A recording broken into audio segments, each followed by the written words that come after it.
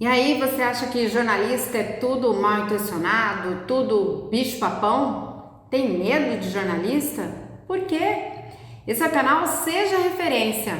Vamos conversar um pouco sobre isso? Fica aí. Olá, tudo bem?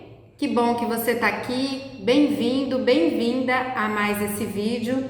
Meu nome é Luciane Mamoré, sou jornalista há 26 anos e há 20 sou sócia da Contexto Mídia, agência que ajuda pessoas ou empresas a construir reputação, a construir uma imagem. E hoje nós vamos falar um pouco sobre algo comum entre as pessoas e profissionais que eu encontrei aí, ao longo desses 20 anos. Muita gente se coloca com receio, com medo até eu diria, de enfrentar os jornalistas. Até esse verbo é um pouco já agressivo, enfrentar, né? Na verdade é de se encontrar, de conversar, de dar uma entrevista para jornalistas. Eu tô aqui na redação hoje e olhando para as minhas colegas, eu comecei a perceber que esse medo é extremamente infundado. Na verdade, sempre soube disso, mas me inspirei um pouco para falar sobre o perfil dos jornalistas, sobre esse desenho, esse retrato da imprensa no Brasil. Tem uma pesquisa desenvolvida pela Comunix e pela Apex, a mais recente das pesquisas, eu acredito que seja essa, feita em 2018. Mas antes de eu começar a falar sobre o perfil desses colegas, os jornalistas da redação do Brasil todo, eu queria lembrar um pouco, contar um pouco da minha história. Como eu falei, há 26 anos eu sou jornalista, trabalhei um bom período como repórter de televisão. E logo que eu comecei na carreira, eu trabalhava no período à noite. Eu entrava no fim da tarde e ia até à noite. Por que que eu ficava nesse horário? Como eu era muito inexperiente, foca, né, como se diz, uma jornalista, eu ainda nem estava formada, eu comecei no finalzinho do meu curso, e aí eu ficava nesse horário, como eu falei. E eu fazia sempre matérias frias também, que é outro termo usado no jargão jornalístico, que não é aquela correria do dia a dia, coisas de política, de polícia, enfim, que tem uma urgência maior. Então eu fazia alguma coisa de bairro, fazia também, cobria coisas de cultura, mas não que sejam menos importantes, mas principalmente porque tinha mais tempo antes de ir pro ar. Dava tempo do editor trabalhar, dava tempo do editor checar, de me ajudar nessa checagem, me orientar, até que fosse pro ar no dia seguinte. Então era bem tranquilo, eu ia aprendendo. Certo dia eu fui cobrir uma reportagem, era uma vernissagem coletiva de um grupo de artistas plásticos. Era alguma coisa bem também tranquila, que eu podia conversar tranquilamente com os artistas. Mas nessa vernissagem, inesperadamente, chegou o governador do estado, que era um figurão da política, um político que já tinha sido mais de uma vez governador. Era uma pessoa assim muito famosa e que eu nunca tinha visto pessoalmente, e estava ali na minha frente, e era a oportunidade de eu entrevistar aquele governador, de chegar nele, de conversar com ele, e eu paralisei e não tinha coragem de me aproximar. Eu sabia que eu tinha de me aproximar dele, que era a oportunidade de eu conversar com ele, que era a oportunidade de eu falar sobre política cultural, ter alguma informação. Eu tinha todas as perguntas, eu sabia o que falar com ele. O que eu não tinha era a coragem de chegar até aquele homem, de pedir para ele uma oportunidade, um tempo da vida dele para me dar essa entrevista. E para piorar, ele estava ali naquela entourage, né, envolto por deputados, por senadores, por várias autoridades, enfim, tinha um grupo de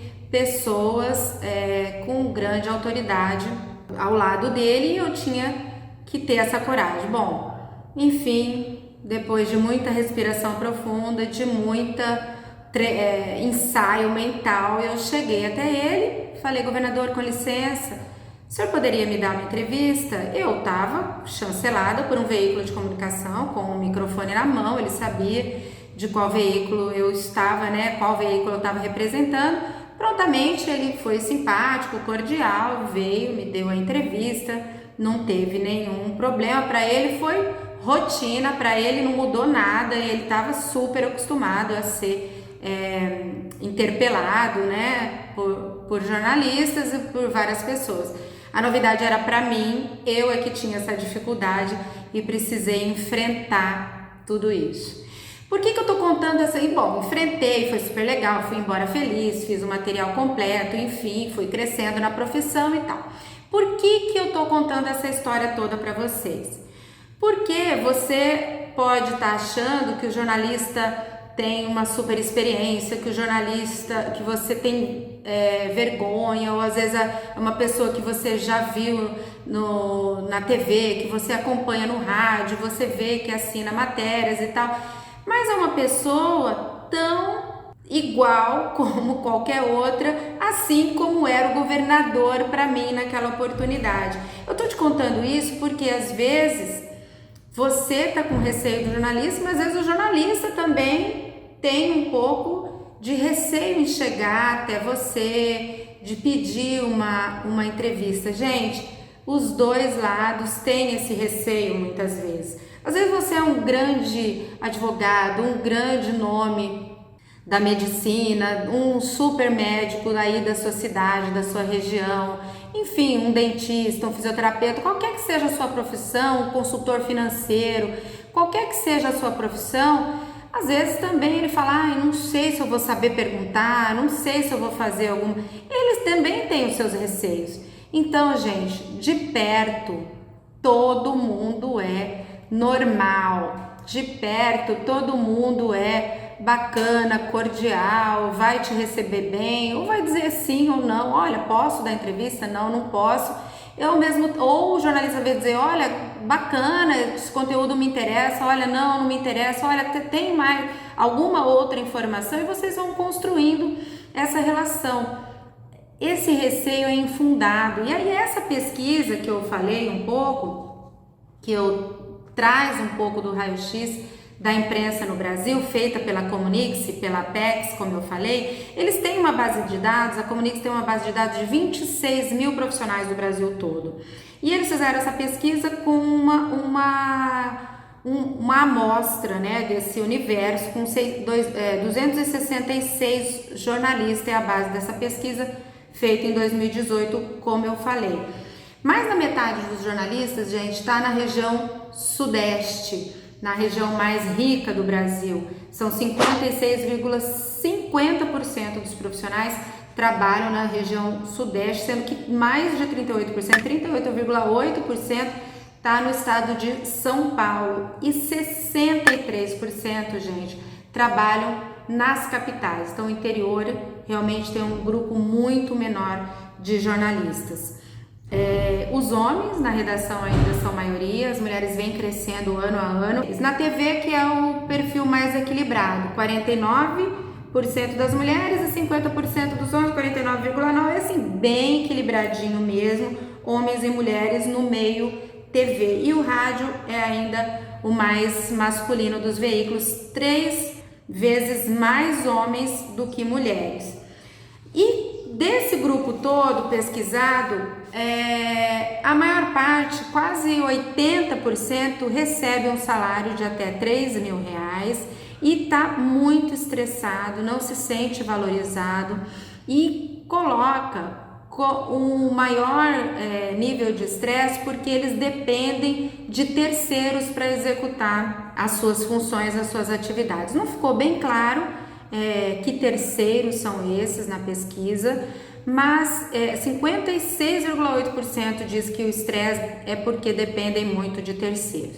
Mas eu gosto de olhar para esse número pensando na fonte, e aí pensando em você, que eu estou convidando para se tornar fonte desses jornalistas. Eles precisam de terceiros para desenvolver seu trabalho e eles precisam da disponibilidade e da prontidão de terceiros para conseguir desenvolver o seu trabalho. Então, eu até falei um pouco aí sobre o papel da fonte num dos vídeos, vou deixar linkado o que é fonte, a importância de você se colocar à disposição, de você dar o conteúdo, de você oferecer informação para esses jornalistas.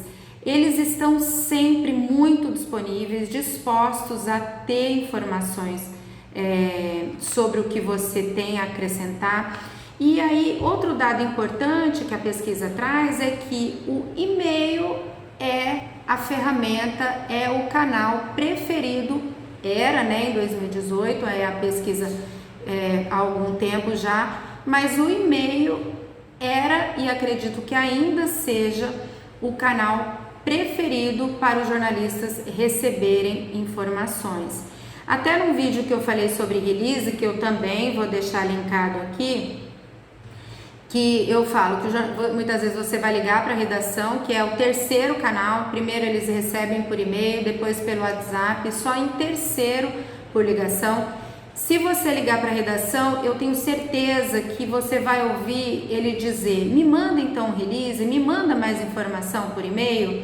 Então, o e-mail, gente, é o canal preferido dos jornalistas. Então, você tendo o contato via e-mail, o endereço eletrônico desse jornalista, dessa redação, é um belo canal de você começar a entrar em contato com ele. E aí tentar no título já deixar ali bem resumido sobre o que se trata, sobre o que você quer divulgar, sobre qual conteúdo você tem para disponibilizar para ele.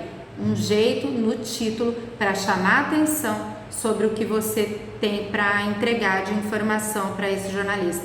Você deve imaginar, ele recebe um monte de conteúdo, um monte de e-mail, ele está super focado, ele mostra na pesquisa que ele gosta de receber e-mail, que e-mail é o canal para ele receber informações. Início das informações, é claro que depois ele vai checar, é claro que depois ele vai agendar a entrevista, mas começar a ter contato com a notícia via e-mail é o canal preferido para os jornalistas. É isso que aponta essa pesquisa feita pela Comunix e pela Apex, tá bom?